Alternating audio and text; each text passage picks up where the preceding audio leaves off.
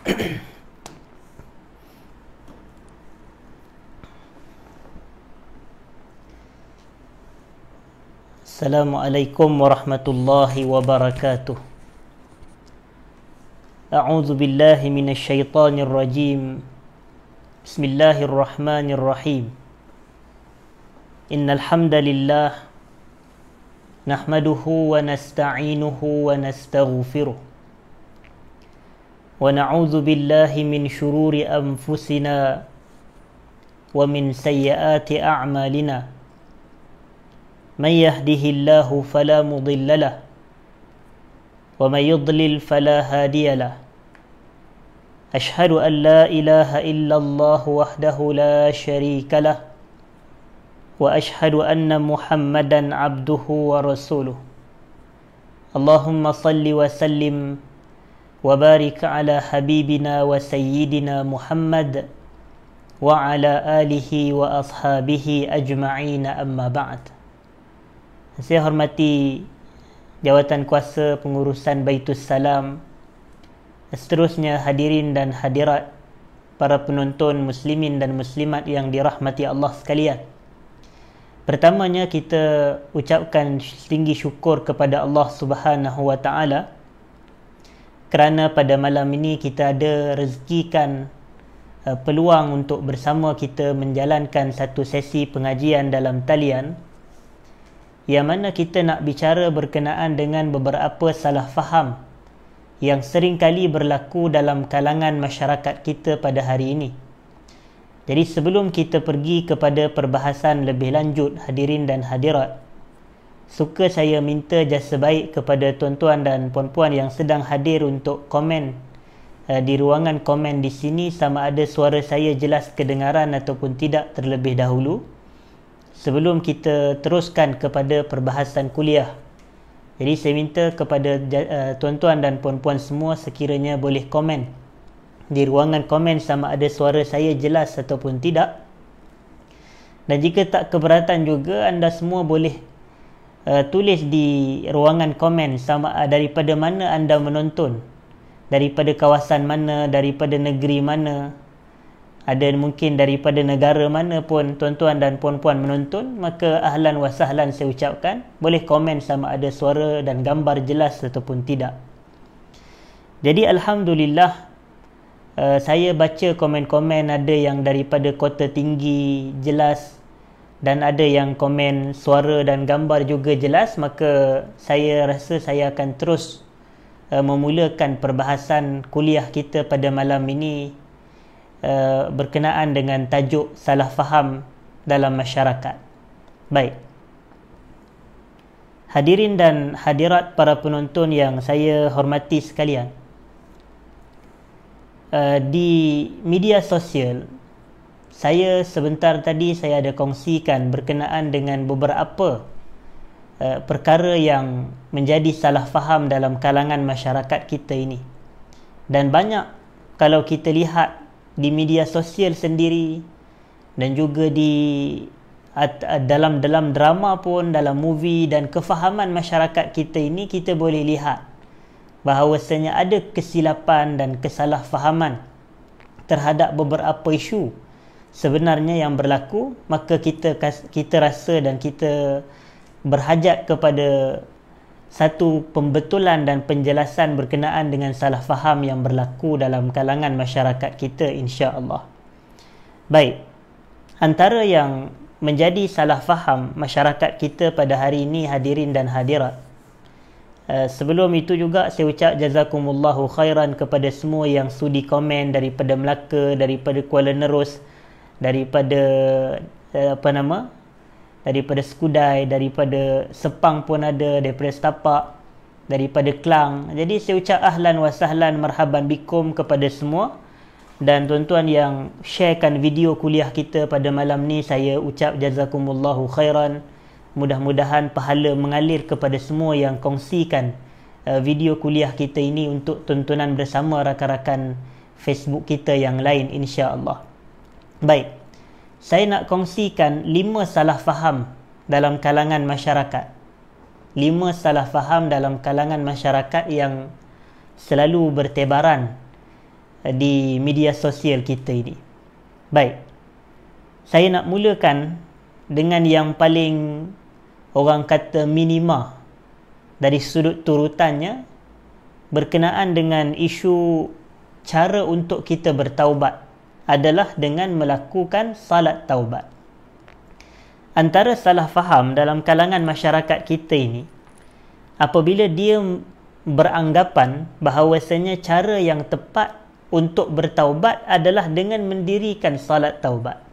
Yang ni adalah sebenarnya salah faham dalam kalangan masyarakat kita ini.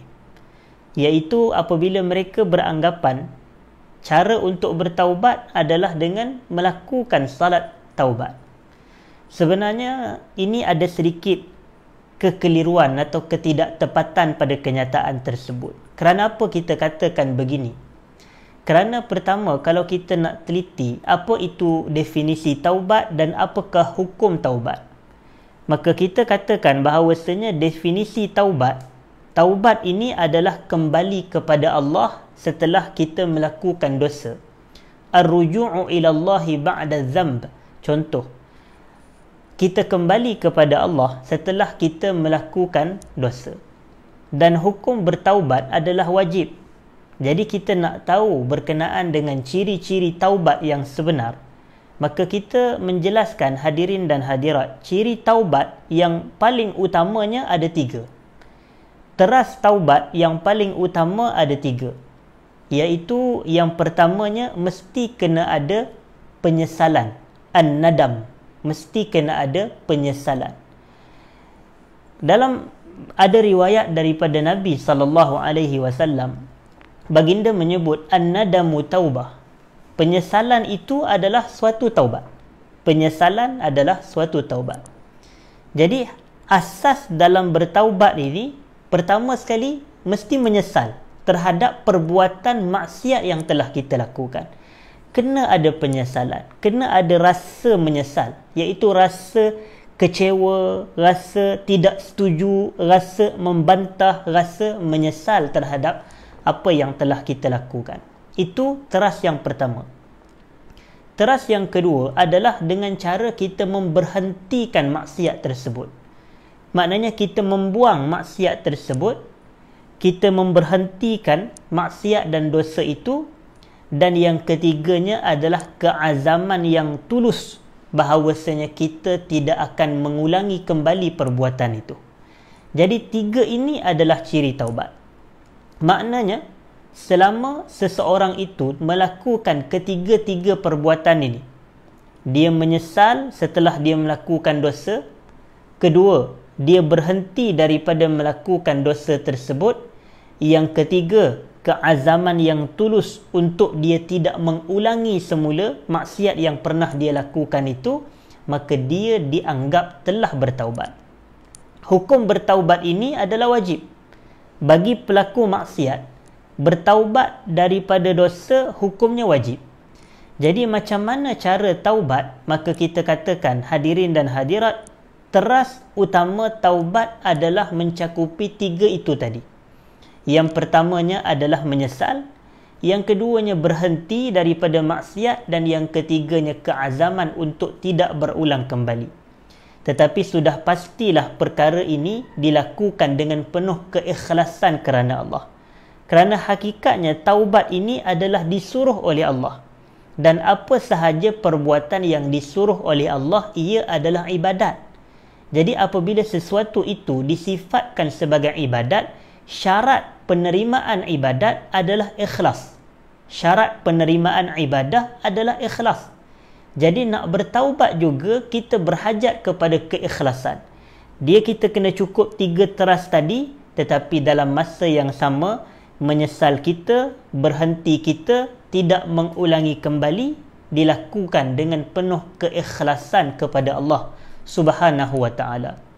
Dan selain daripada itu, yang kita boleh tambah dalam bertaubat terhadap dosa dan maksiat, sekiranya dosa tersebut melibatkan urusan dengan manusia, wajib kita meminta maaf kepada manusia tersebut.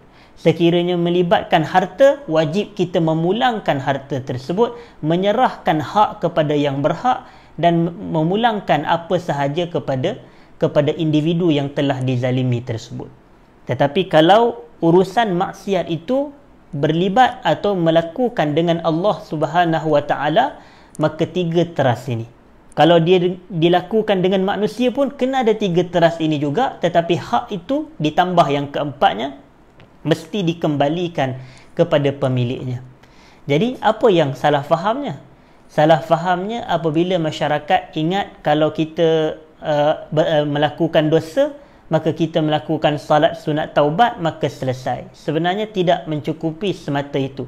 Dia seperti yang saya sebutkan sebentar tadi, mesti kena ada 3 teras tersebut. Iaitu mesti adanya penyesalan, mesti berhenti dan mesti berazam untuk tidak mengulanginya kembali. Itulah yang dinamakan sebagai at-taubatun nasuh. Yang mana Quran kata, ya ayyuhallazina amanu tubu ilallahi taubatan nasuha. Wahai orang beriman, taubatlah kamu kepada Allah dengan taubat yang nasuh, iaitu taubat yang tulus, taubat yang jujur dan taubat yang ikhlas kerananya Subhanahu wa taala. Tetapi kalau orang kata siapa yang buat dosa wajib dia salat taubat, maka yang ini adalah tidak tepat sebenarnya. Kerana hukum salat taubat itu ia tidak mencapai kepada hukum wajib. Tuan-tuan, kita kena clear hal ini, hadirin dan hadirat, bahawasanya hukum salat taubat ia tidak wajib. Ia tidak wajib. Jadi apabila kita mengatakan bahawasanya salat taubat itu ia tidak wajib, maka hukumnya hakikatnya adalah sunat. Hukumnya adalah sunat. Melakukan salat sunat taubat, nama pun salat sunat taubat, dan ia tidak mencapai kepada tahapan hukum yang wajib. Baik, jadi saya telah jelas tentang satu salah faham yang berlaku dalam kalangan masyarakat yang berkaitan dengan isu bertaubat dengan cara salat sunat taubat. Tidak dinafikan. Lalu orang mungkin tertanya, kalau salat sunat taubat ini daripada mana dia punya sandaran, daripada mana asasnya? Maka kita katakan asasnya ada daripada hadis Nabi SAW yang mana jelas menyebutkan tentang ma min abdin yuznibu zamban, tidak ada seorang hamba yang mana telah melakukan satu dosa, yang mana seorang hamba itu dia telah melakukan satu dosa, kemudian dia mengambil wuduk. Dalam hadis disebut jelas tentang hal ini, dan daripada sandaran hadis inilah para ulama mengatakan salat yang dilakukan itu namanya salat taubat. Walaupun dalam hadis tak sebut begitu, dalam hadis tak adalah spesifikkan penamaan salat taubat ini. Tetapi kalau kita lihat kata Nabi SAW, ma min abdin yuznibu zamban fayuhsinu tuhur summa yaqumu fayusalli rak'atain summa yastaghfirullah illa ghafarallahu lahu. Tidak ada seorang hamba yang melakukan satu dosa kemudian dia memperelokkan perbuatan bersuci, memperelokkan wuduk, maknanya dia berwuduk dengan wuduk yang sempurna, lalu dia berdiri dan dia mendirikan salat sunat ataupun salat sebanyak 2 rakaat. Dalam hadis tak sebut fayusalli salat taubah, dia tak sebut begitu. Tapi dalam hadis Nabi kata fayusalli raka'atain, lalu dia melakukan salat sebanyak 2 rakaat, summa yastaghfirullah illa ghafarallahu lahu. Kemudian dia beristighfar kepada Allah, melainkan Allah akan mengampunkan dia. Okey, jadi kita jelas tentang hal ini. Bahawasanya hadis tidak menyebut tentang salat taubat, tetapi hadis menyebut tentang sesiapa yang melakukan dosa, kemudian dia ambil wuduk, kemudian dia mendirikan salat 2 rakaat, kemudian dia istighfar kepada Allah. Sebahagian dalam riwayat yang lain, Nabi SAW mengatakan, kalaulah selepas daripada dia salat tu, dia membaca ayat summa yajidillaha ghafurar rahim, summa yastaghfirillah yajidillaha ghafurar rahima. Siapa yang melakukan satu dosa, wa may ya'mal su'an aw yazlim nafsahu summa yastaghfirillah yajidillaha ghafurar rahima. Dalam riwayat yang lain Nabi kata begitu. Maknanya dia ada buat dosa, kemudian setelah dia buat dosa, dia ambil wuduk dengan wuduk yang lengkap, wuduk yang sempurna. Kemudian dia bangun, mendirikan salat 2 rakaat.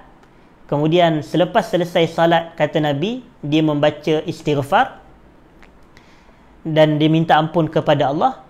Lalu Nabi SAW mengatakan, wa may ya'mal su'an aw yazlim nafsahu summa yastaghfirillah yajidillaha ghafurar rahima. Sesiapa yang melakukan kejahatan atau menzalimi dirinya dengan maksiat, kemudian dia istighfar kepada Allah, maka dia akan mendapati yang Allah itu Maha Pengampun lagi Maha Penyayang. Kita kena jelas dalam hal ini. Baik. Jadi ini adalah antara yang berlaku sedikit sebanyak salah faham dalam kalangan masyarakat kita. Jadi saya dah selesai yang pertama. Kemudian saya nak pergi pula hadirin dan hadirat kepada yang kedua. Kepada yang kedua adalah berkenaan dengan isu jawapan istikharah. Berkenaan dengan isu jawapan istikharah. Baik. Pertama kita kena jelas berkenaan dengan doa istikharah ataupun salat istikharah. Di sini dia ada doa istikharah, ada salat istikharah. Jadi yang mana satu sebenarnya? Dan satu lagi pula adalah semata dengan istikharah sahaja, semata dengan perkataan istikharah sahaja. Jadi kita nak lihat manakah sandaran daripada agama kita ini yang sebenarnya berkenaan dengan isu istikharah ini. Maka kita katakan di sini hadirin dan hadirat, ia adalah sebuah hadis yang sahih yang diriwayatkan daripada Nabi sallallahu alaihi wasallam oleh Imam Al-Bukhari dalam Al-Adabul Mufrad dan juga selain daripadanya, bahawasanya Nabi sallallahu alaihi wasallam menyebut, "Idza hamma ahadukum bil amr falyarka' rak'atain min ghairi al-fariḍah." Apabila salah seorang daripada kamu itu dia bersungguh ingin melakukan sesuatu perkara. Ini tuan-tuan kena clear sungguh berkenaan dengan isu istikharah. Kerana ramai dalam kalangan masyarakat kita ini ada kesalahfahaman terhadap isu istikharah. Salah faham. Tetapi sebelum saya baca hadis tadi, saya nak sebut istikharah ni, al-istikharatu, alif sin di depannya pada permulaan kalimah istikharah adalah litalab, iaitu suatu bentuk proses permintaan. Jadi apabila kita katakan macam al-isti'anah, iyyaka na'budu wa iyyaka nasta'in, kami minta pertolongan, itu al-isti'anah. Kalau al-istikharah, nastakhir, kami meminta bantuan dalam melakukan pemilihan. Itulah hakikatnya. Apabila kita kata definisi istikharah meminta bantuan Allah untuk melakukan pemilihan oleh pihak kita, kita ada masalah sedikit. Kita ada kekeliruan. Kita bersungguh nak dapatkan sesuatu, tetapi kita ada kekeliruan. Macam ada seseorang, dia ini dapat contohnya tawaran belajar di 2 universiti. Satu universiti dalam negara, satu lagi universiti di luar negara. Contoh kalau dia ambil Islamic Studies, maka dia dapat tawaran di Timur Tengah sebagai contoh. Jadi dia dapat belajar ataupun offer letter daripada universiti di Jordan. Maka dia tengok, dia dapat universiti Melaya di Malaysia dan dalam masa yang sama dapat universiti di Jordan. Lalu apabila dia dapat 2 pilihan tersebut, dia seorang sahaja. Jadi macam mana dia nak pergi dua-dua sedangkan subjek adalah degree? Jadi kita kata dia susah. Maknanya ada 2 pilihan yang perlu dia buat. Jadi dia nak memilih yang mana satu. Lalu dia pun dituntut. Agama kita kata istikharah. Agama kita kata istikharah. Istikharah ni perbuatan. Istikharah perbuatan. Lalu kita katakan dia pun pergi tengok kepada hadis ini.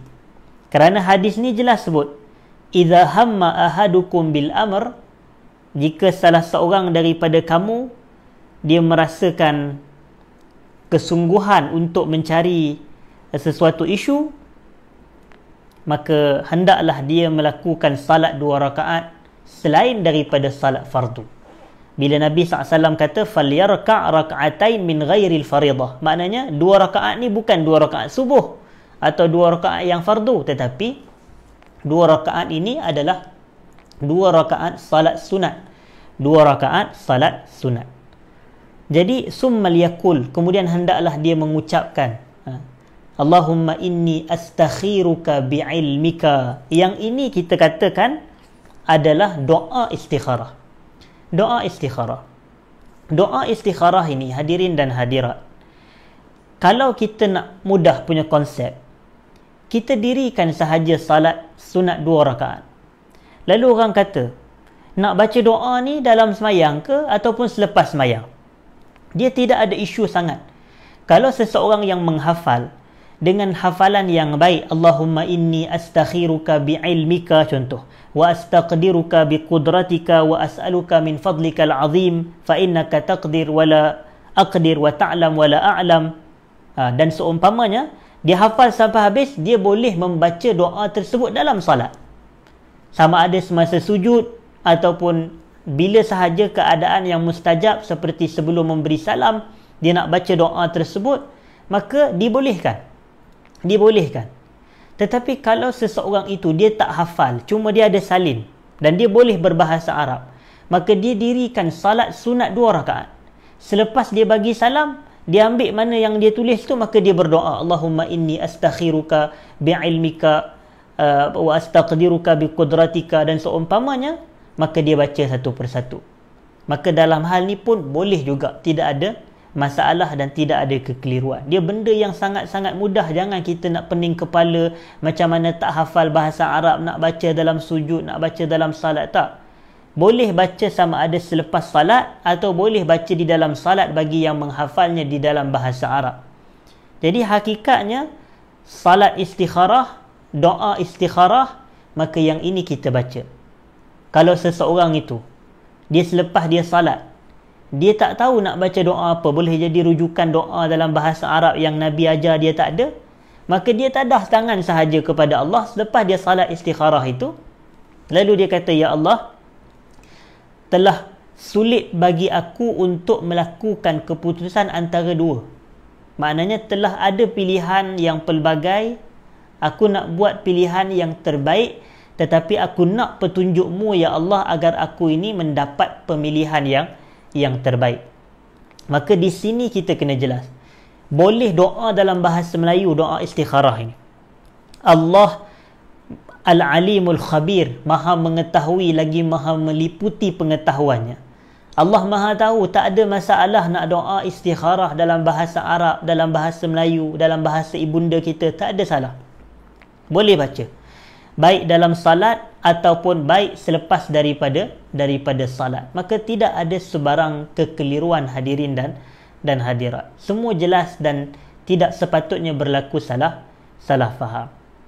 Tetapi di mana salah fahamnya? Kebiasaan salah faham yang cuba saya jelaskan ini adalah pada mendapatkan jawapan istikharah itu. Pada mendapatkan jawapan istikharah. Bagaimana kita katakan cara mendapat jawapan istikharah berlaku padanya salah faham? Kerana ramai masyarakat kita pada hari ini beranggapan jawapan istikharah yang dibuat itu mestilah menerusi mimpi. Jadi ini yang kita kata salah faham. Ataupun semata hanya mimpi. Yang ini yang kita katakan salah faham. Dan tuan-tuan juga kena clear bahawasanya apabila kita sebut istikharah, istikharah ni kita minta Allah bantu kita buat pilihan. Minta Allah bantu kita buat pilihan. Pilihan tu pula bukan satu je.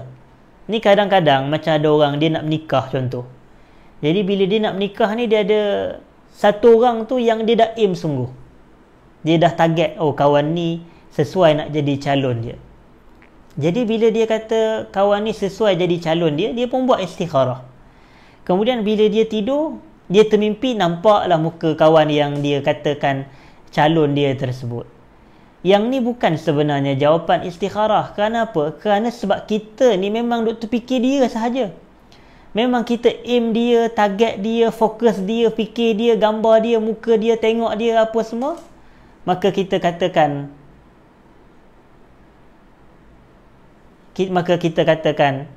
dia pun bermimpi. Memanglah awak selalu bermimpi sebab awak duk terfikir pasal dia. Lalu awak selepas daripada buat istikharah, maka kita katakan dalam keadaan seperti ini awak akan fokus kepada dia sahaja. Sebenarnya itu tidak tepat. Kerana kita katakan istikharah ni adalah pemilihan antara dua, antara lebih dan seumpamanya untuk kita melakukan apakah yang terbaik, untuk kita melakukan keputusan yang terbaik. Dan satu yang paling kita kena clear, jawapan istikharah tidak tertakluk kepada mimpi semata-mata. Jawapan istikharah tidak tertakluk kepada mimpi semata-mata. Yang ini kita kena jelas. Tetapi adakah mungkin istikharah itu jawapannya menerusi mimpi? Boleh. Boleh berlaku. Tetapi dia tidak syarat semata-mata kerana itu. Tetapi jawapan istikharah yang paling tepat yang ulama kata, apabila kita dipermudahkan untuk melakukan apa yang kita minta kepada Allah itu, maknanya salah satu daripadanya itu dipermudahkan, maka kita katakan itu adalah lebih tepat. Itulah dianya petunjuk dan jawapan istikharah tersebut. Itulah dianya petunjuk dan jawapan istikharah tersebut. Maka kalau seseorang contoh dia buat istikharah antara dua tempat kerja, dia dapat tawaran dua tempat kerja atau tempat belajar, maka setelah dia dapat tawaran tempat kerja dua tu, maka dia pun istikharah. Maka dia pun buat istikharah. Dan dalam apabila istikharah yang dia buat, tiba-tiba dia rasa kecenderungan, nampak? Dia rasa cenderung untuk memilih tempat kerja yang satu itu kerana dia rasa urusan dia smooth sahaja, lancar, mudah dan tidak ada sebarang kesukaran, kesulitan untuk dia melaluinya. Maka itulah hakikatnya jawapan istikharah, walaupun dia tak ada mimpi pun datang daripada tidur dia. Sebab satu kita kena jelas bahawasanya kenapa kita tak boleh berharap yang mimpi ini adalah petunjuk istikharah, kerana kebanyakan mimpi adalah mainan tidur sahaja. Kebanyakan mimpi ini adalah adghasu ahlam, mainan-mainan tidur. Dia tidak ada apa, tidak membawa sebarang signifikan, tetapi kita kata istikharah adalah ketepatan yang sebenar. Maknanya kita diberikan rasa selesa, rasa mudah, rasa cenderung, rasa tidak ada sebarang kesulitan dan kesukaran. Itu dia adalah perasaan. Dan dia dipermudahkan, Allah permudahkan. Jadi kita doa dengan tulus, permudahkan.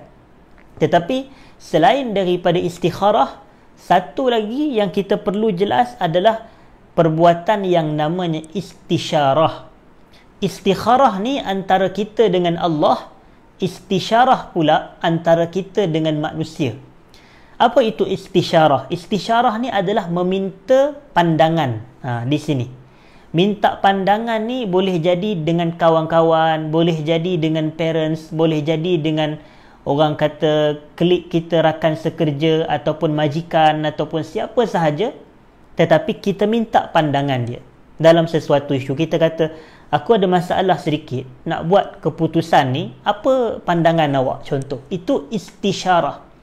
Tetapi kalau ada perkara yang berhajat kepada pertolongan Allah dan seumpamanya, istikharah. Buat salat istikharah. Sebahagian riwayat menyebut orang yang beristikharah dia tidak akan pernah menyesal, dan orang yang beristisyarah dia tidak akan rasa rugi. Dia tidak akan pernah rugi. Jadi kita antara istikharah dan istisyarah dua-dua perlu dalam membentuk ataupun membantu kita ini untuk membuat sesuatu keputusan yang tepat, untuk melakukan sesuatu keputusan yang tepat. Baik. Kemudian saya nak pergi kepada perkara yang ketiga. Perkara yang ketiga. Ada yang bertanya, Kalau kita nak pilih antara terus kerja dan berhenti, istikharah juga kan? Betul, itu adalah istikharah. Istikharah ni bukan semata antara kerja tempat A, kerja tempat B sahaja. Tetapi apa sahaja keadaan yang memerlukan kita buat pemilihan. Nak kerja ke, nak stop kerja? Mana lebih baik? Maknanya kita nak minta apa yang lebih baik untuk diri kita. Yang lebih baik untuk diri kita, teruskan kerja, atau yang lebih baik untuk diri kita ini berhenti kerja.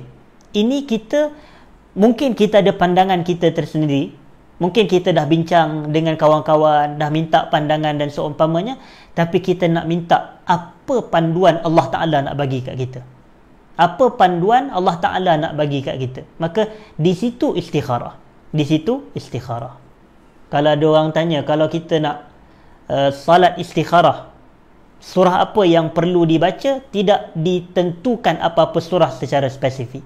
Bacalah apa-apa sahaja surah yang mudah untuk kita baca. Yang wajib adalah bacaan Fatihah sahaja.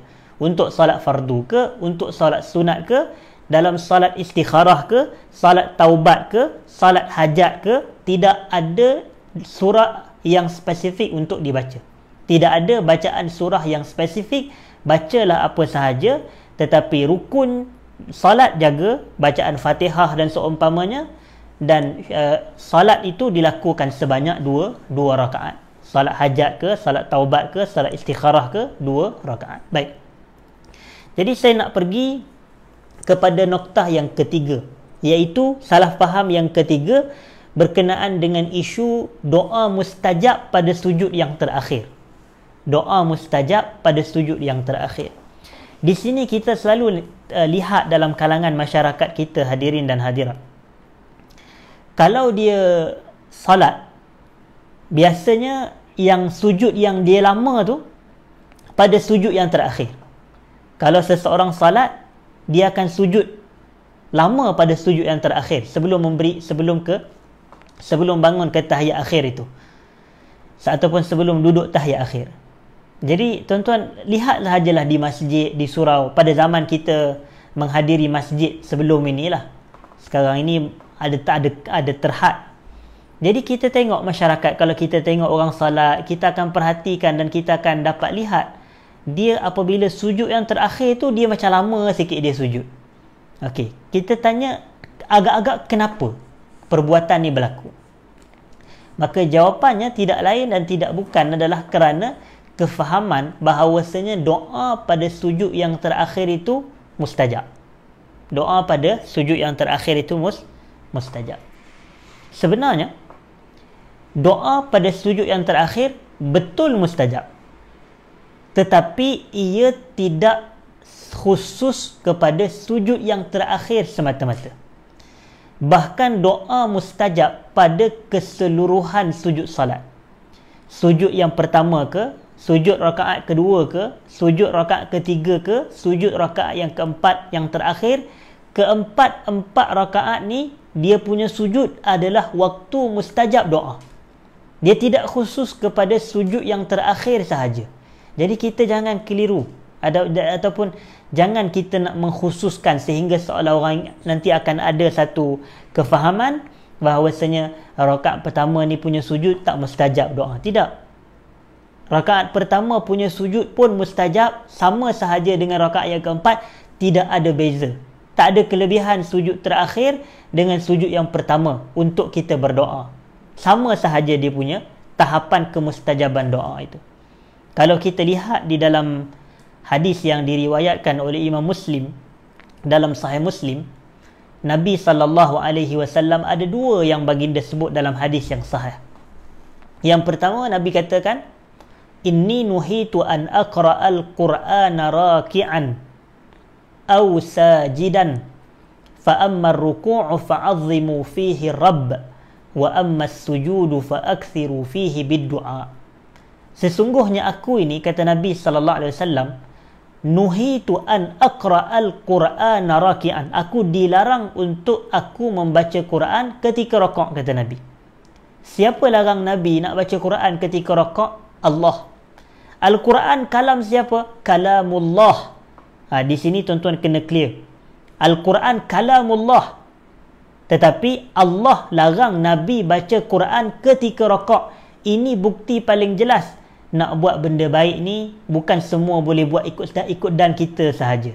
Nanti orang kita salah faham, orang kita kata benda baik apa salahnya, benda baik apa salahnya. Tak betul. Kalau azan baik, tapi azan dalam bilik air baik tak? Tak baik. Jadi oleh kerana itu kita kena clear, bukan semua benda baik tu perlu kita buat atau boleh kita buat. Baca Quran baik, tetapi baca Quran ketika rakaat Allah larang. Lalu Nabi SAW mengatakan lagi, au sajidan, dan aku ini juga dilarang membaca Quran ketika sujud. Lalu Nabi kita SAW mengatakan, ammar ruku' fa'azzimu fihi rabb. Adapun ketika rakaat maka ta'zimkan Tuhan kamu. Besarkan Tuhan, agungkan Allah ketika kita rakaat. Sebab itu kita baca subhana rabbiyal azim, subhana rabbiyal azim, subhana rabbiyal azim. Maha suci Tuhan yang maha agung, maha suci Tuhan yang maha agung, maha suci Tuhan yang maha agung. Atau subhana rabbiyal azim wa bihamdih, subhana rabbiyal azim wa bihamdih, subhana rabbiyal azim wa bihamdih. Kemudian Nabi kita SAW kata, wa ammas sujudu fa akthiru fihi bid-du'a. Adapun sujud, maka perbanyakkanlah berdoa pada sujud. Maka Nabi sebut secara umum. Sujud untuk salat fardu mustajab, doa padanya. Sujud untuk salat sunat mustajab. Sujud rakaat yang pertama mustajab, rakaat kedua mustajab, rakaat ketiga mustajab, rakaat keempat mustajab. Tidak ada kelebihan antara satu sujud mengatasi sujud yang lain. Sama sahaja dari sudut kemustajaban itu. Dan dalam riwayat yang lain Nabi kita SAW mengatakan, aqrabu ma yakunul abdu min rabbihi wa huwa sajid fa akthirud du'a. Keadaan paling hampir seorang hamba dengan Tuhannya adalah ketika dia sedang bersujud. Wa huwa sajid. Waw di situ, wa huwa, waw pada permulaan itu adalah wawul hal, waw keadaan. Sebab itu kita kata keadaan paling hampir seseorang hamba dengan Tuhannya adalah ketika dia sedang bersujud. Fa aktsirud du'a, maka perbanyakkanlah doa. Perbanyakkanlah doa. Jadi apabila Nabi kita sallallahu alaihi wasallam mengatakan perbanyakkan doa ketika sujud, kita sepatutnya memanfaatkan semua sujud. Saya tidak pasti, tetapi ada sikap dalam kalangan masyarakat kita ini, hadirin dan hadirat. Dia bila ada satu-satu benda itu yang agama kita bagi keluasan, iaitu agama kita kata sujud waktu adalah keadaan mustajab doa. Lalu dia nak cari sujud ni, sujud yang mana ni untuk yang mustajab tu. Dia sama juga macam hari Arafah baru ni. Nabi SAW jelas sebut, khairud du'ai du'a'u yaumi Arafah. Sebaik-baik doa adalah doa pada hari Arafah. Nabi kata yaum Arafah, hari Arafah. Hari Arafah tu 9 Zulhijjah. Tetapi masyarakat kita dia nak tengok antara pukul 5 petang hingga pukul 8 malam ataupun pukul 12 malam ini adalah waktu mustajab kita doa. Sedangkan Nabi kata hari. Nabi tak spesifikkan jam waktu orang tengah wukuf. Jadi itu pun salah faham juga. Nabi tak kata waktu mustajab pada waktu orang berwukuf, tetapi Nabi kata waktu mustajab doa adalah hari Arafah. Hari Arafah itu khairud du'ai du'a'u yaumi Arafah, hari Arafah 9 Zulhijjah. Jadi kita hari raya esoknya pun kita tak ikut waktu Mekah, kita ikut hari raya waktu Malaysia. Tetapi kenapa doa kita, doa Arafah, okey pukul 5 petang ni jom kawan ramai-ramai kita berdoa kepada Allah. Orang kata salah ke berdoa pada waktu itu? Tak salah, tetapi orang kita disuka nak spesifikkan sehingga dia seolah-olah menganggap kalau pukul 3 petang waktu Malaysia tak mustajab, tapi pukul 5 petang baru mustajab. Di sini ada kesilapan. Sama juga kalau pada penghujung sujud yang terakhir baru mustajab, seolah-olah sujud yang pertama, kedua, ketiga itu tak membawa makna apa-apa. Jangan salah faham. Jadi oleh kerana itu kita katakan tidak ada yang khususkan perkara tersebut. Ada yang bertanya kepada saya ini berkaitan dengan salat hajat, di doa di penghujung salat ataupun di penghujung sujud. Maka kita kata untuk salat hajat pun sama. Untuk salat hajat, hadirin dan hadirat, salat hajat ini pun dalam hadis tidak dinamakan, perkataan term salat hajat ni tak ada. Macam tu juga dengan salat taubat yang saya katakan tadi. Nabi hanya sebut fayusalli raka'atain, contoh salat 2 rakaat. Ma min abdin yuznibu zamban, tidak ada seorang hamba yang melakukan dosa lalu dia ambil wuduk dan memperbaharui wuduk, summa yakum fayusalli raka'atain summa yastaghfirillah illa ghafara lahu, atau illa ghafarallahu lahu. Macam tu sahaja. Biasanya hadis-hadis dia akan sebut macam tu. Maknanya buat salat 2 rakaat, lepas daripada buat dosa. Ada juga hadis, kalau saya tak silap, diriwayatkan oleh Imam Tirmizi berkenaan dengan isu salat hajat ini. Jadi sama juga. Maknanya tidak ada seorang hamba yang apabila dia ada satu hajat, kemudian dia bangun, dia buat salat 2 rakaat. Itu je. Dan orang pun namakan itu sebagai salat hajat.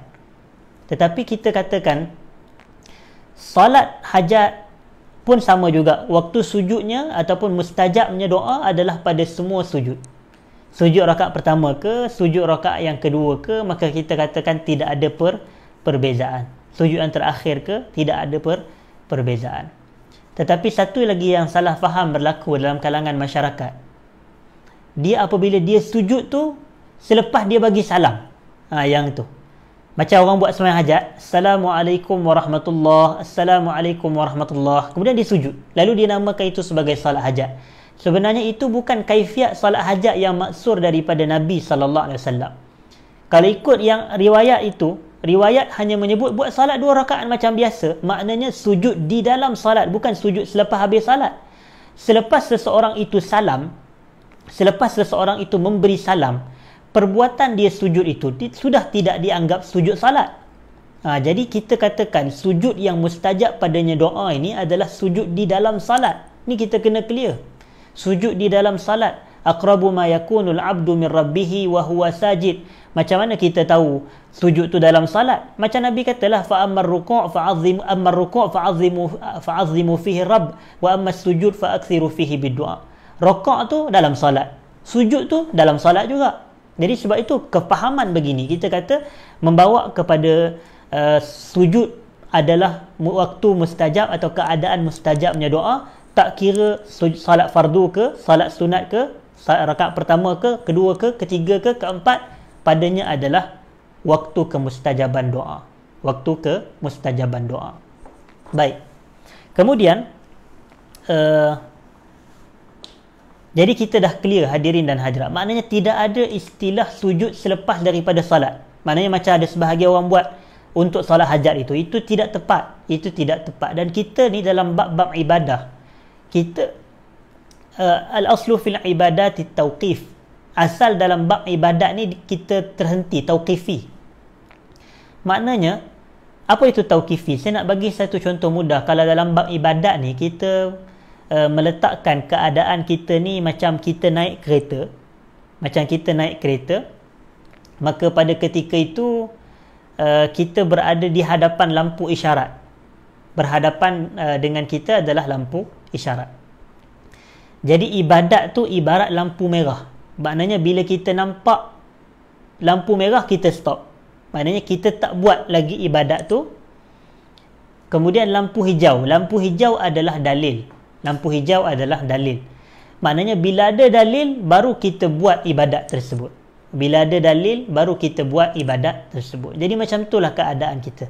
Kita tak buat apa ibadat, melainkan setelah datangnya dalil kepada kita. Bila adanya dalil kepada kita, barulah kita lakukan ibadat tersebut. Jadi kita kata dalil menunjukkan secara umum doa mustajab pada keseluruhan sujud.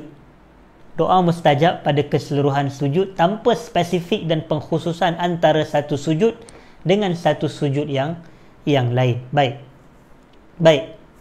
Jadi ada beberapa soalan yang ditanyakan secara tidak langsung di sini. Ustaz, maaf saya nak tanya, doa dalam sujud tu hanya doa dalam bahasa Arab ke Ustaz? Bahasa lain tak boleh ke? Sebenarnya ni berlaku khilaf yang panjang. Berlaku khilaf dalam kalangan para ulama. Maka kita katakan antaranya ada yang membahagikan antara salat fardu dan salat sunat. Kalau untuk salat fardu, kata mereka, tidak boleh berdoa selain daripada bahasa Arab. Adapun untuk salat sunat, diberi keuzuran bagi orang yang tidak boleh berbahasa Arab untuk dia berdoa dalam bahasa ibunda dia. Maknanya bahasa selain Arab. Untuk salat sunat diberikan keuzuran sekiranya dia tidak mampu. Ini berlaku dalam kalangan, sekiranya saya tidak silap, ada lebih kurang 5 pendapat ulama tentang isu begini. Tetapi saya katakan begini sahajalah. Memadai bagi kita untuk salat fardu ini dan juga salat sunat, kalau kita nak berdoa itu, doalah dalam bahasa Arab. Memadai dan mencukupi. Doa dengan doa yang kita hafal. Macam kita doa ketika sujud, Rabbana atina fid dunya hasanah wa fil akhirati hasanah wa qina azabannar, ataupun memadai Rabbighfirli wa liwalidayya warhamhuma kama rabbayani saghira, ataupun kita baca la ilaha illa anta subhanaka inni kuntu minaz zalimin. Boleh, tak ada masalah. Cuma yang saya nak fokus adalah salah faham masyarakat terhadap sujud mana yang mustajab ni, sehingga sebahagian kata pada sujud yang terakhir itu lebih mustajab. Cuma ada fiqahnya dekat sini, hadirin dan hadirat. Apa fiqahnya? Fiqahnya, walaupun sujud adalah keadaan atau waktu mustajabnya doa, tetapi secara umum kita mengatakan tidak boleh terlalu lama untuk kita sujud sekiranya kita salat berjamaah. Ni kita kena clear. Kalau salat berjamaah, jangan kita, orang kata, jauh daripada perbuatan imam. Jangan kita lari daripada perbuatan imam. Walaupun kita nak mengejar kemustajaban doa, tetapi tidak perlu. Doa ni kita katakan ketika sujud memadailah singkat, Rabbighfirli wa liwalidayya, cukup bagi kita. Ataupun Rabbana atina fid dunya hasanah fil akhirati hasanah wa qina azabannar. Tetapi tidak perlulah baca terlampau lama. Baca ni pendek je, Rabbana atina fid dunya hasanah, macam kita bercakap. Tak perlulah macam teliti satu persatu sebutan makhraj huruf. Itu ada beza. Doa dengan baca Quran ni ada beza. Jadi kita kena clear, kena ada fiqh, kena ada kepahaman beragama yang baik. Kalau kita salat berjamaah, walaupun sujud adalah waktu mustajab doa, tetapi jangan terlalu lama kita sujud sehingga imam dah bangun, kita masih dalam keadaan sujud lagi. Jangan terlalu lama. Memadai bagi kita untuk salat seringkas, doa seringkas yang mungkin, kerana nak mengambil waktu mustajabnya doa tersebut.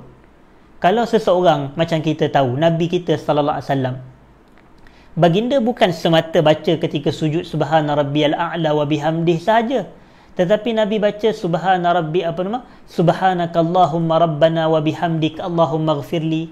Itu pun ada doa juga. Jadi oleh kerana itu, maka kita katakan maka kita katakan, hadirin dan hadirat, subhanakallahumma rabbana wa bihamdik allahumma ghfirli. Antara bacaan yang paling banyak Nabi baca ketika rakaat dan juga ketika sujud. Jadi kita baca, adanya doa di situ pada penghujung, subhanakallahumma rabbana wa bihamdik allahumma ghfirli. Jadi boleh kita membaca doa-doa tersebut. Ataupun kalau seseorang ketika dia sujud, dia tidak membaca subhana rabbiyal a'la wa bihamdih, tapi dia baca allahumma ghfirli dhanbi kullah diqqahu wa jullah wa awwalahu wa akhirah wa sirrahu wa alaniyatah. Memadai dah, cukup. Dia tak perlu baca subhana rabbiyal a'la wa bihamdih kalau dia dah baca doa-doa yang lain. Dia memadai bagi itu. Maknanya kalau jadi, tetapi orang kita ni sebab mungkin kalau dia ingat dia baca subhana rabbiyal a'la wa bihamdih, subhana rabbiyal a'la wa bihamdih, subhana rabbiyal a'la wa bihamdih, jadi dalam keadaan sebegitu mungkin dia rasa dah tak sempat nak baca doa. Sebenarnya tidak. Kita kena ada fiqh kita sendiri. Mungkin kalau untuk sujud yang pertama kita baca begini, sujud kedua kita baca begini, kerana kita nak meraihkan waktu mustajabnya doa pada waktu tersebut. Jadi boleh untuk kita baca Rabbighfirli wa tub alayya innaka antat tawwabur rahim, Rabbana atina fid dunya hasanah fil akhirati hasanah wa qina azabannar. Ataupun doa daripada Nabi SAW yang Aisyah riwayatkan, Allahumma inni a'udzu biridhaka min sakhatik wa bimu'afatika min uqubatik wa a'udzu bika minka la ukhsi sana'an 'alaika anta kama asnaita 'ala nafsik. Ini doa-doa yang boleh kita baca di dalam sujud salat kita, insya-Allah. Jadi lazimi, dan fokus utama saya adalah tidak ada pengkhususan pada sujud yang terakhir semata-mata. Baik. Kemudian saya nak pergi kepada poin yang keempat, hadirin dan hadirat yang saya hormati sekalian. Poin yang keempat ini adalah berkenaan dengan satu istilah. Ini amat penting sebenarnya. ada berkenaan dengan satu istilah yang disebut. Ada orang tanya, bolehkah baca doa yang merupakan ayat Quran dalam sujud? Bolehkah baca doa yang merupakan ayat Quran dalam sujud? Contohnya, Rabbana atina fid dunya hasanah, itu ayat Quran. Ataupun Rabbana hablana min azwajina wa dhurriyyatina qurrata a'yun waj'alna lil muttaqina imamah, itu pun ayat Quran. Ataupun Rabbana 'alaika tawakkalna wa ilaika anabna wa ilaikal masir, ayat Quran juga. Ataupun la ilaha illa anta subhanaka inni kuntu minaz zalimin, ayat Quran juga. Ataupun wa ufawwidu amri ila Allah, ayat Quran juga. Maka kita katakan asasnya dilarang. Asasnya dilarang. Berdasarkan hadis Nabi SAW yang saya bacakan tadi, inni nuhitu an aqra'al Qur'ana raki'an au sajidan. Sesungguhnya aku ini, kata Nabi, dilarang membaca Quran ketika rakaat atau ketika sujud. Maknanya ketika sujud tak boleh baca Quran. Itu hakikat dia. Cuma ulama kita, mereka membahagikan kepada dua. An-nahyu di situ, larangan dalam hadis, merujuk kepada hukum apa? Kerana larangan dalam nas syarak ini boleh jadi wajib, saya minta maaf, boleh jadi haram, boleh jadi makruh. Sebagaimana suruhan daripada syarak boleh jadi wajib, boleh jadi sunat. Macam tu juga larangan. Larangan dalam Quran ataupun hadis boleh jadi haram, boleh jadi makruh.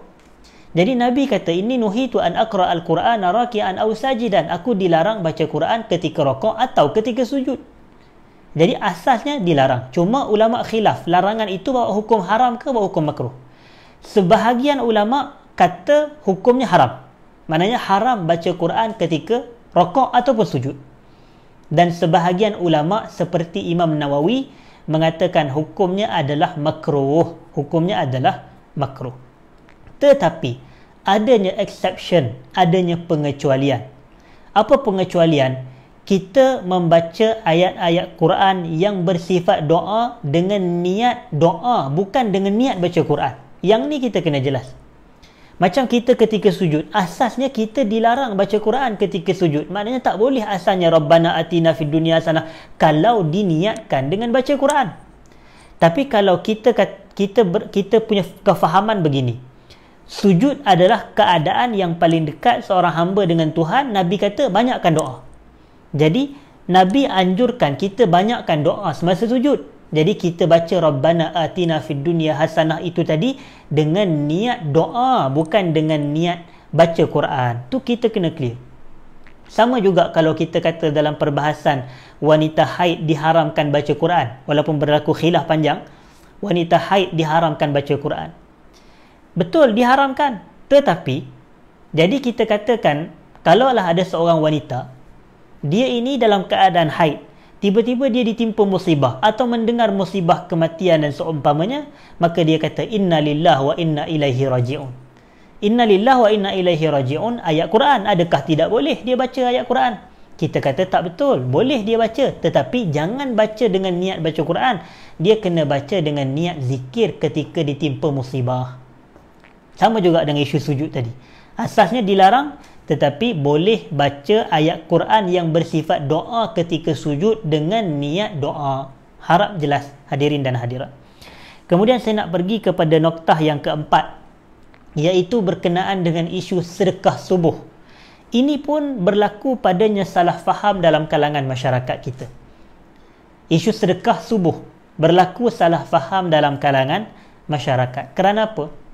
Baik, kerana ramai kita dengar bahawasanya yang bagi anjuran di Instagram, di TikTok, di Twitter, di Facebook, di YouTube, banyak kita dengar, oh subhanallah, sedekah subuh ni berkesan. Siapa yang nak murah rezeki banyak, menarik rezeki sekian dan sekian, maka hendaklah dia lakukan sedekah subuh. Percayalah, saya dah buat, saya dah dapat dan rasakan kebenaran perbuatan tersebut. Siapa yang nak buat ataupun siapa yang nak rasa, silalah buat sedekah subuh. Anda pasti akan merasakan kebenaran apa yang saya sebutkan. Contoh, anda pasti akan merasakan kebenaran apa yang saya sebutkan. Sebenarnya daripada mana agaknya asal perkara sedekah subuh ini. Macam kita katalah, sedekah ibadat mesti ada dalil. Itu kita punya kaedah yang utama. Ibadat ni mesti berhajat kepada dalil. Jadi kita katakan istilah sedekah subuh ni mungkin diambil daripada sebuah hadis yang menjadi sandaran kepada penamaan sedekah ini. Hadis ini iaitu kata Nabi SAW, hadis sahih riwayat Al-Bukhari dan Muslim. Nabi SAW mengatakan, "Ma min yaumin yusbihul ibadu fihi illa malakan yanzilan fayaqulu ahaduhuma Allahumma a'ti munfiqan khalafa wa yaqulu al-akhar Allahumma a'ti mumsikan talafa." Yang membawa maksud apa? Tidak ada hari, kata Nabi SAW, tidak ada hari yang mana seorang hamba itu berpagian. Yusbihu al-ibadu fih, seorang hamba itu berpagian. Illa malakan, melainkan ada dua malaikat yang turun. Iaitu ada dua malaikat yang turun pada waktu pagi. Fayaqulu ahaduhuma, salah seorang daripada mereka itu mengatakan, iaitu salah satu daripada malaikat. Jangan keliru pula, saya kata salah seorang. Salah satu daripada malaikat itu mengatakan, Allahumma a'ti munfiqan khalafa. Ya Allah, kau berikanlah kepada orang yang melakukan infak, menderma, sedekah, kau berikanlah gantian yang baik kepada sedekahnya itu. Wa yaqulul akhar, dan satu malaikat yang lain itu pula dia mengatakan, Allahumma a'ti mumsikan talafa. Ya Allah, kau berikanlah kepada orang yang menahan hartanya daripada sedekah kebinasaan terhadap hartanya itu. Ini doa malaikat. Ini doa malaikat.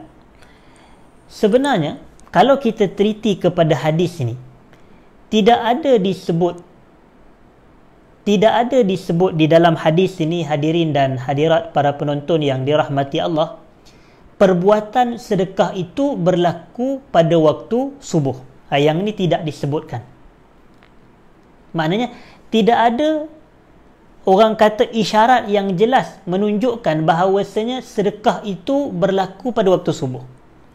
Tetapi Nabi SAW mengatakan, bahawasanya tidak ada hari pada waktu pagi, maknanya seorang hamba itu pada waktu pagi dia, melainkan ada malaikat akan turun pada waktu pagi itu, dan malaikat itu ada dua malaikat, dan kedua-duanya berkata, Allahumma a'ti munfiqan khalafa, dan wa yaqulul akhar, dan satu malaikat yang lain mengatakan, Allahumma a'ti mumsikan talafa.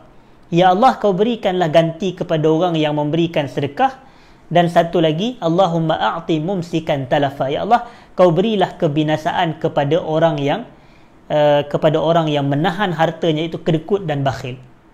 Jadi kalau kita melihat dengan teliti, hadirin dan hadirat, tidak ada isyarat bahawasanya sedekah itu berlaku pada waktu subuh. Tidak ada isyarat yang menunjukkan bahawasanya sedekah itu berlaku pada waktu subuh.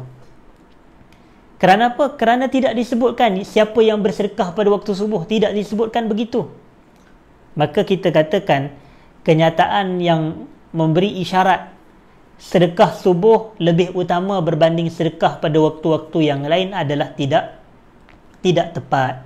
Sedekah subuh memberikan orang kata kelebihan yang lain daripada waktu yang lain adalah tidak tepat. Baik. Saya baca komen-komen ada yang kata line clear ataupun line tidak clear, tapi saya lihat sebenarnya masih ramai yang kata suara jelas, masih ramai yang kata gambar jelas, suara jelas. Jadi saya akan teruskan insya-Allah untuk bakikan perbahasan lebih beberapa minit sahaja lagi, ataupun perbahasan insya-Allah kita akan teruskan. Baik. Dan satu lagi sebenarnya, hadirin dan hadirat,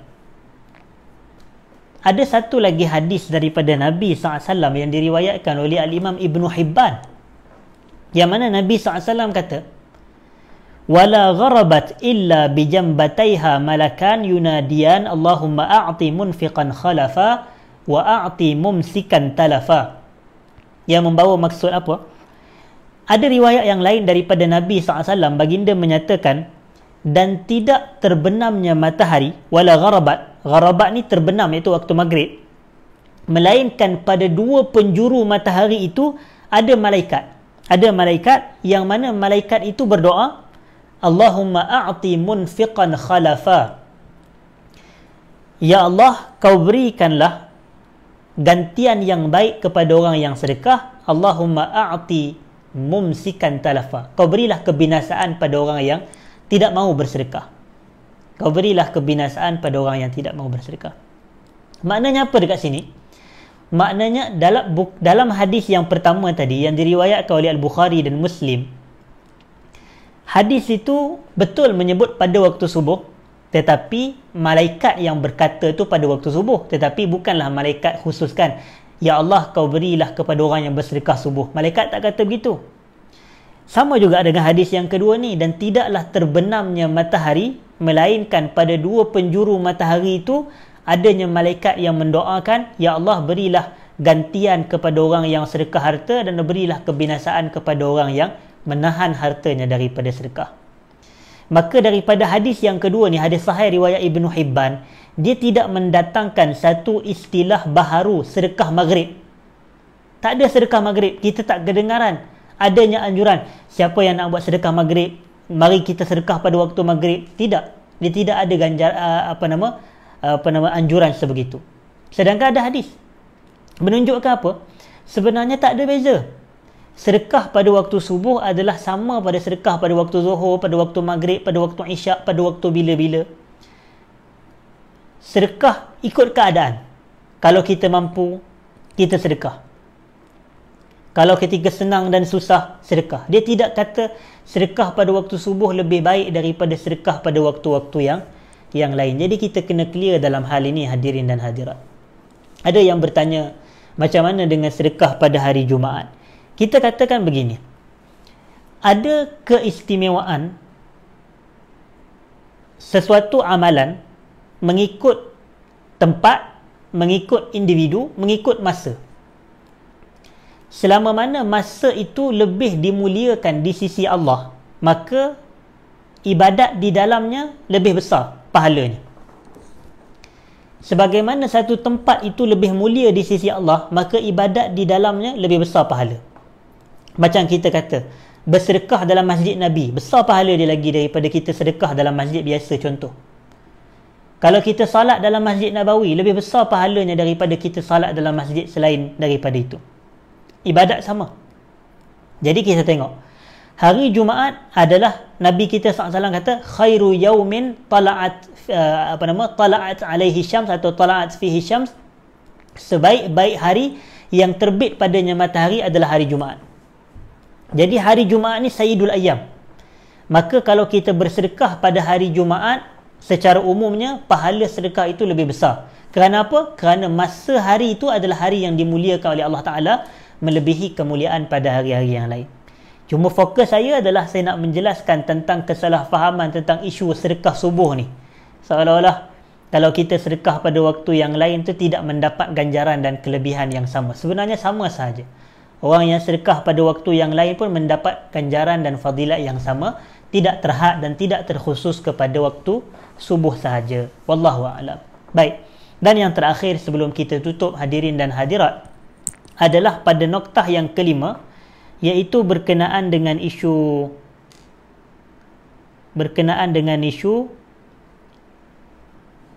dosa isteri suami tanggung. Berkenaan dengan dosa isteri suami tanggung. Dan hakikatnya kenyataan ini tidak lari daripada sebuah lagi kenyataan, iaitu dosa anak perempuan ditanggung oleh ayah. Dosa anak perempuan ditanggung oleh ayah. Seolah-olah konsep dia, kalau anak itu belum berkahwin, maka dosa yang dia lakukan, maka ayah dia akan tanggung. Dan sekiranya dia telah berkahwin pula, dosa yang dia lakukan suami dia tanggung. Itu. Sebenarnya ini memang jelas-jelas salah faham. Dan kenyataan tu bukannya salah faham, kenyataan tu salah dari sudut syarak. Tidak ada istilah seseorang menanggung dosa orang lain. Seorang mak dia tak tanggung dosa anak, seorang ayah pun tak tanggung dosa anak. Seorang suami tak tanggung dosa isteri, seorang isteri pun tak tanggung dosa suami. Seorang kawan dia tak tanggung dosa kawan dia. Macam itulah siapa-siapa sahaja manusia pun dia tidak menanggung dosa orang lain. Siapa yang tanggung dosa? Yang menanggung dosa adalah pelaku dosa itu sendiri. Yang menanggung dosa adalah pelaku dosa itu sendiri. Maka kenyataan yang kita kata anak perempuan ayah tanggung dosa, isteri suami tanggung dosa, maka yang ni adalah kenyataan yang total salah dari sudut agama. Kerana syarak jelas menyebut dalam surah An-Najm, Allah mengatakan alla taziru waziratun wizra ukhra wa laysa lil insani illa ma sa'a. Seseorang tidak menanggung dosa orang lain. Dalam surah yang lain Allah kata wala taziru waziratun wizra ukhra. Seseorang tidak menanggung dosa orang lain. Ini Quran sebut secara jelas. Quran sebut seseorang tidak menanggung dosa orang lain. Kalau seorang anak perempuan dia tidak menutup aurat dalam keadaan dia telah baligh, dia telah mukallaf, maka yang menanggung dosa tidak tutup aurat adalah dirinya sendiri, bukan suami dia, bukan ayah dia. Lalu kita katakan daripada mana agaknya boleh timbul kenyataan suami tanggung dosa, ayah tanggung dosa sekian dan sekian? Maka kita katakan mungkin berdasarkan kepahaman daripada hadis kullukum ra'in wa kullukum mas'ulun an ra'iyatih. Semua daripada kamu adalah pemimpin ataupun ketua, dan setiap daripada kamu akan bertanggungjawab kepada mereka yang berada di bawah tanggungan mereka. Ada beza. Tanggungjawab berbeza dengan menanggung dosa. Yang ni kita kena clear. Tanggungjawab berbeza dengan menanggung dosa. Tanggungjawab tidak menanggung dosa. Yang ni kita kena clear. Tanggungjawab tidak membawa kepada maksud menanggung dosa dia. Bukan. Tanggungjawab tu maknanya kalau seorang suami dia ada tanggungjawab untuk mendidik isterinya dengan didikan agama, maka dia menegur, jangan buat itu, jangan buat ini pada perkara-perkara maksiat. Tetapi logiklah manusia pada hari ini, khususnya Malaysia ataupun masyarakat pada sekarang ni, tak logik bagi orang yang tak tahu hukum tutup aurat. Tak logik. Walaupun dia dah berkahwin, walaupun kata suami dia diam, tetapi takkan dia tak tahu hukum. Dia tahu. Sama juga macam seorang anak. Contoh, kalau dia orang kata buat dosa sekian dan sekian, ayah dia tak menanggung. Ayah dia tidak menanggung. Ayah dia ada tanggungjawab menegur apa semua. Tetapi kalaulah teguran telah diberi dan seumpamanya, kalau tak beri teguran pun, didikan agama dah bagi dah. Hantar anak belajar sekolah agama, hantar anak belajar belajar tentang hukum ahkam agama. Yang tu dah ada. Tetapi Quran tidak pernah menyebut tentang seseorang menanggung dosa orang lain. Tidak ada istilah itu. Jadi tidak ada isu bahawa seorang suami tanggung dosa isteri, tidak ada isu seorang bapa tanggung dosa anak perempuan dia. Sama juga anak lelaki pun ayah dia tak tanggung. Sama juga kalau bukan isteri pun suami dia tidak tanggung. Kenyataan kullukum ra'in wa kullukum mas'ul. Mas'ul di situ adalah individu yang bertanggungjawab, yang akan dipersoalkan. Dipersoalkan bukan maksudnya dia menanggung dosa, tak. Jadi dia ada tanggungjawab terhadap individu-individu yang berada di bawah tanggungan dia. Okey. Kalau suami tak tegur isteri buat perkara tak elok, kira dosanya suami dan isteri sama-samalah tanggung. Sebenarnya konsepnya macam ni. Konsep dia sama. Konsep dia gini. Maksiat ni semua orang dah tahu maksiat. Jadi kalau seseorang tu buat maksiat atas pengetahuan dia benda tu dosa, yang berdosa dia. Kalaulah suami dia tak tegur, dalam erti kata suami dia meredakan, yang tu barunya dinamakan sebagai maksiat. Tetapi kalau suami dia dah tegur ataupun suami dah bagi didikan, maka dia tidak dianggap sebagai menanggung dosa. Kalau dia menanggung dosa pun dosa membiarkan maksiat ataupun dosa redha kepada maksiat. Okey, jadi kita katakan bukanlah maksudnya dia memikul dosa yang dilakukan pada perbuatan tak tutup aurat tu. Jadi kita kena clear dalam hal ini. Baik. Jadi mungkin ada beberapa persoalan-persoalan yang saya terlepas pandang, hadirin dan hadirat. Ada soalan yang kata kalau hari yang dimuliakan tu buat dosa, pahala yang besar. Dosa kalau dilakukan besar juga ke daripada yang lain? Ya, betul. Dosa yang dilakukan pada hari-hari yang ataupun pada masa-masa yang lebih dimuliakan Allah adalah lebih besar. Berdalilkan firman Allah dalam Quran, yang mana Quran Allah kata, inna iddata syuhuri indallahi 12 syahran fi kitabillahi yawma khalaqas samawati wal ard minha arba'atun hurum dzalika ad-dinul qayyim fala tazlimu fihinna anfusakum. Yani Quran sebut sesungguhnya bilangan-bilangan bulan di sisi Allah adalah sebanyak 12 bulan yang termaktub di dalam Lauh Mahfuz pada hari Allah menciptakan langit-langit dan juga bumi. Daripada 12 bulan itu ada 4 bulan haram dan itu adalah agama yang lurus, maka jangan kamu menzalimi diri kamu dalam bulan-bulan yang 4 tersebut. Ibnu Abbas mengatakan dosa yang dilakukan padanya lebih besar dan lebih berat. Dosa yang dilakukan di dalamnya, iaitu dosa yang dilakukan dalam bulan haram, lebih besar berbanding dosa yang dilakukan pada bulan-bulan yang lain. Bulan lain buat dosa pun buat dosa pun berat, tapi kalau dilakukan pada bulan-bulan ni lagi berat. Kenapa? Satu, buat dosa maksiat. Satu lagi, dosa tidak menghormati tempat ataupun masa tersebut. Tidak menghormati masa yang telah Quran muliakan ataupun telah agama kita muliakan. Jadi kalau kita kata hari Jumaat hari yang mulia, buat pahala amalan, buat amal soleh pahala besar. Maknanya kalau buat maksiat pun dosanya lebih besar juga. Adakah dosa berganda? Tak.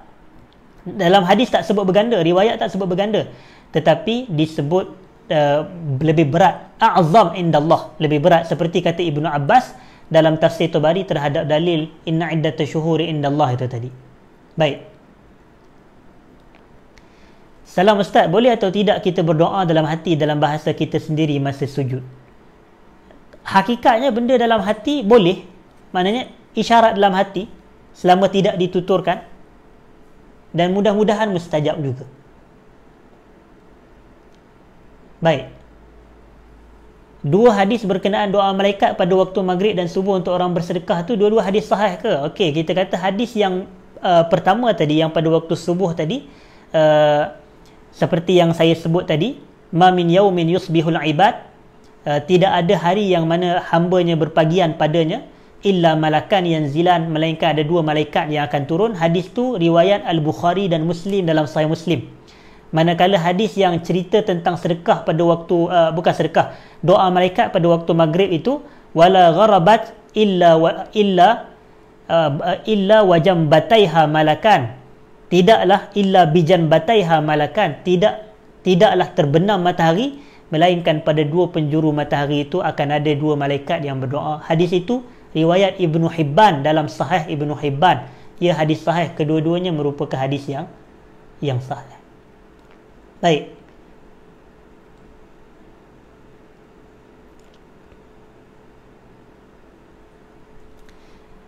Baik, apa hukum mak ayah tak bagi didikan agama kepada anak-anak lepas tangan dan lalai bab agama? Hakikatnya benda ini tidak sepatutnya berlaku.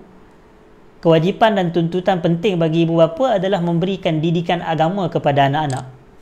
Inilah lebih penting daripada sekadar bagi makan, minum. Makan, minum ni adalah kepentingan jasad, tetapi kepentingan roh adalah dengan memberikan didikan agama. Ajar akidah, ajar akhlak, ajar syariah, ajar fiqh dan seumpamanya kepada anak-anak. Maka hukumnya adalah wajib untuk ibu bapa memberikan keutamaan dalam isu pendidikan ini. Boleh ke doa didahului dengan hamdalah dan selawat dalam sujud untuk doa lebih diterima? Sebenarnya kalau kita melihat dengan doa-doa yang Nabi baca ketika sujud, Nabi tidak mendahulukan doa-doa yang baginda baca ketika sujud dengan puji Allah dan selawat terlebih dahulu. Walaupun betul kita kata antara faktor mustajabnya doa adalah kita mulakan doa dengan pujian dan selawat ke atas Nabi SAW berdasarkan hadis sahih. Tetapi kalau kita lihat kepada hadis-hadis yang sahih, Nabi SAW ketika berdoa dalam sujud, Nabi tidak mendahulukan dengan pujian dan selawat. Kalau kita tengok antara doa Nabi, seperti yang diriwayatkan daripada Aisyah radhiyallahu anha, Nabi baca, Allahumma inni a'udzu biridhaka min sakhatik. Nabi tak mulakan alhamdulillah wassalatu wassalam ala Rasulillah. Nabi tak baca begitu. Tapi terus Nabi baca Allahumma inni a'udzu biridhaka min sakhatik wa bi mu'afatika min 'uqubatik wa a'udzu bika minka la uhsi sana'an 'alaika anta kama asnaita 'ala nafsik. Begitu juga dengan doa Allahumma ighfir li dhanbi kullah diqqahu wa jullah wa awalahu wa akhirah wa sirrahu wa 'alaniyatah. Yang ini juga tidak didahulukan. Tetapi kalau di luar salat, tidak ada masalah. Di luar salat, seseorang nak berdoa, maka antara adab berdoa dan antara faktor mustajabnya doa, seseorang memuji Allah terlebih dahulu dan berselawat ke atas Nabi SAW, kemudian summa yad'u bima sya', kemudian dia minta kepada Allah apa yang dia kehendaki.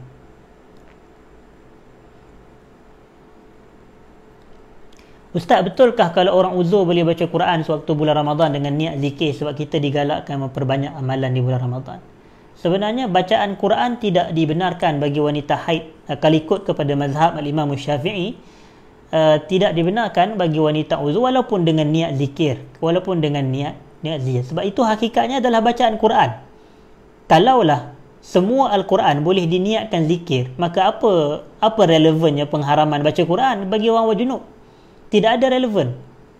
Kalau semuanya boleh diniatkan dengan niat zikir, tidak.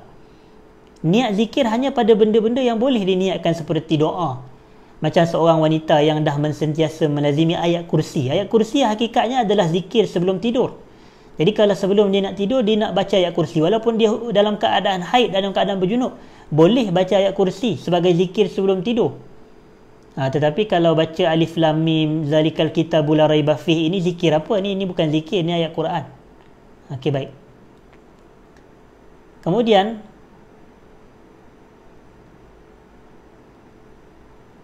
sedekah pahala bacaan ayat suci kepada si mati. Isu ini hadirin dan hadirat berlaku khilaf dalam kalangan ulama. Hatta dalam mazhab Syafi'i sendiri pun ada khilaf kepada dua pendapat.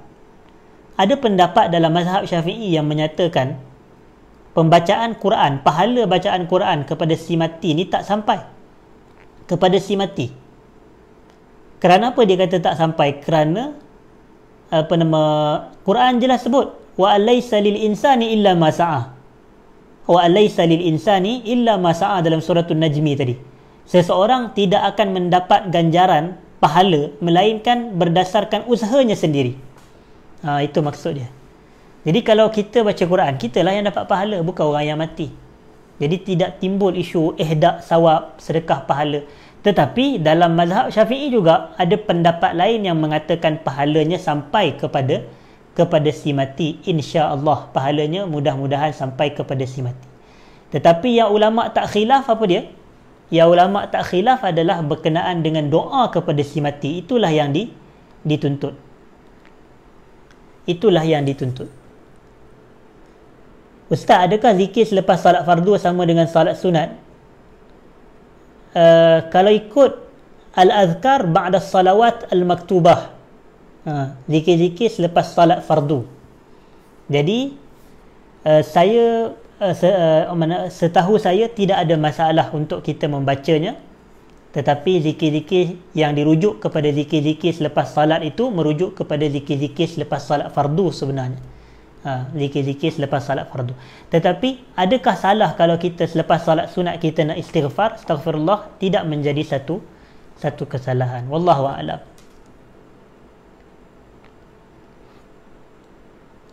Ustaz, macam mana dengan bacaan al-Mulk sebelum tidur semasa haid pun sama, tidak dibenarkan bagi wanita haid. Berdasarkan pandangan yang saya sebutkan tadilah, wala yaqra'ul haidu walal junubu syai'an minal Quran, berdasarkan hadis, dan tidak boleh bagi orang yang haid dan juga berjunub untuk membaca sedikit pun daripada Al-Quran. Bacaan Al-Mulk sebelum tidur bukannya zikir ya. Dia bacaan Al-Mulk sebelum tidur adalah bacaan surah. Baik.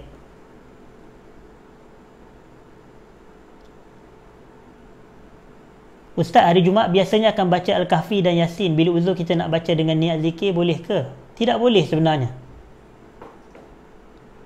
Adakah doa sebelum beri salam tidak boleh bagi orang yang berjunub untuk membaca Quran? Walaupun tuan-tuan, saya yakin orang tahu isu ni isu khilaf, isu apa semua, tetapi dalam mazhab Syafi'i tidak, hukum dia, orang kata, saya bagi pandangan hukum berdasarkan mazhab Syafi'i, orang yang haid, orang yang berjunub tidak boleh baca Quran.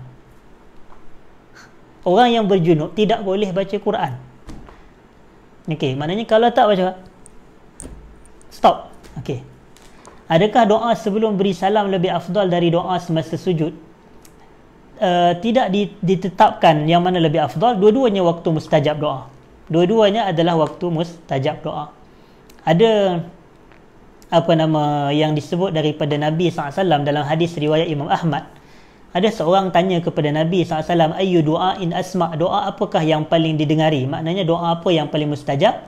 Lalu Nabi SAW mengatakan fi jawfil lail, doa pada pertengahan malam, dan satu lagi adalah fi duburi kulli salawatil maktubah, doa pada penghujung setiap salat fardu.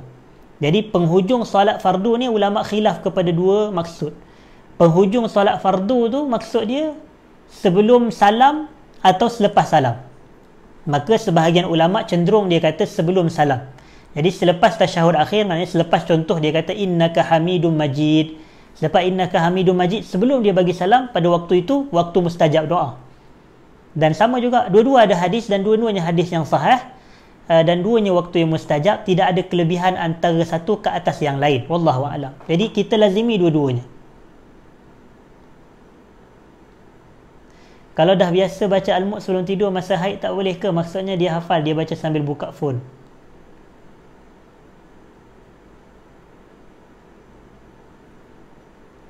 Ustaz, kenapa ada orang selalu guna saya tak nak tanggung dosa orang lain kalau tak tegur? Kiranya orang tu memang tanggung dosa orang yang... Kalau kita nampak kemungkaran berlaku, wajib kita menegur. Berdasarkan hadis, man ra'a minkum munkaran falyughayyirhu biyadihi, fa in lam yastati' fa bilisanihi, fa in lam yastati' fa biqalbihi, wa dhalika adhaful iman. Sesiapa yang melihat kemungkaran, maka falyughayyirhu biyadihi. Lam di situ adalah lamul amar, hendaklah dia mengubahnya dengan tangannya, iaitu kuasa yang dia ada. Jadi hakikatnya kemungkaran wajib dicegah.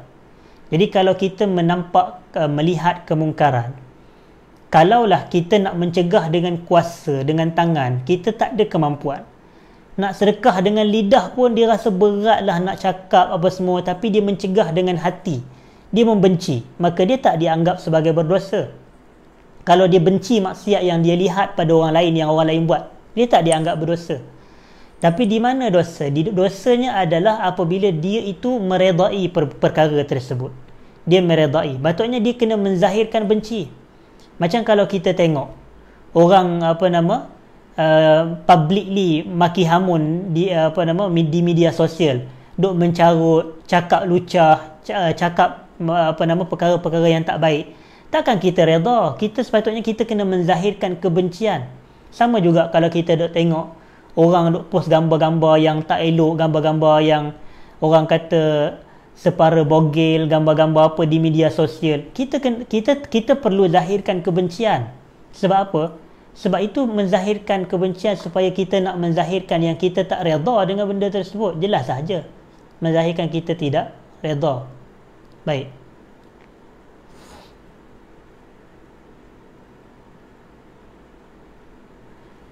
Kemudian baik. Jadi kita jelas. Ada yang tanya lagi, walaupun dia sudah hafal Al-Mulk, apa beza kalau orang yang dah hafal dengan orang yang tak belum hafal Quran juga? Baik, jadi saya merasakan cukup sekadar itu perbahasan kuliah kita pada malam ni. Jazakumullahu khairan kepada semua yang hadir menonton, kerana kita pun sepatutnya dalam sampai 10.30 sahaja. Saya minta maaf jika ada beberapa persoalan-persoalan yang tidak dijawab ada yang minta doa-doa kepada yang telah saya kongsikan itu, maka insya-Allah saya akan kongsikan selepas daripada ini. Saya ucap terima kasih sekali lagi kepada semua yang hadir, semua yang komen, semua yang bertanya soalan. Ustaz, kalau bacaan Quran dah menjadi amalan setiap hari, waktu haid pun tak boleh baca Quran. Tuan-tuan, saya punya sebut paling jelas sekali. Dalam mazhab Syafi'i, wanita haid tak boleh baca Quran. Dalam mazhab Syafi'i, wanita haid tak boleh baca Quran. Jadi saya rasa cukup sekadar itu. Aku luma sami'tum. Astaghfirullahalazim li wa lakum. Assalamualaikum warahmatullahi wabarakatuh.